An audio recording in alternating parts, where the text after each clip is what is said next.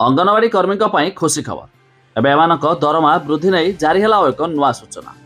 आपण मैंने जानी एवं समस्त अंगनवाड़ी कर्मी एमतीक आशाकर्मी गणधारणा को ओह्लाई से आसूची एक नुआ अपडेट जहाँ आम भिडियो जाना शेष पर्यंत देखूँ। ता पूर्व भिडियो को लाइक करूँ, सब्सक्राइब करनथिले एवं सब्सक्राइब कर पाखर थिबा घंटी चिन्ह को दबाई दियंतु। आंदोलन ओहरी अंगनवाड़ी कर्मी सहायिका विभाग सचिव सह आलोचना हेबा परे किसी दाबी को स्वीकार करा जायथिबारु आंदोलन ओहरी अंगनवाड़ी कर्मी। तेज विभाग मंत्री उपमुख्यमंत्री प्रभाती परिडा सह आलोचना रही। तेज आलोचना सफल हेबाकु नै आशावादी अछंती एमाने।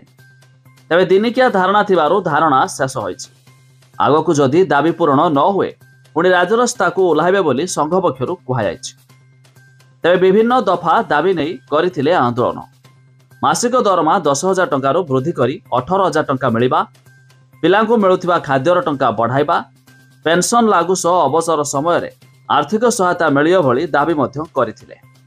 तेज मिलुथिबा सूचना मुताबक खूब शीघ्र मध्य एमानकर दरमा वृद्धि हेबाकु जाउछि, जहाँ मध्य सरकार विधिवत भावे नहीं घोषणा करबाकु जाउछंती।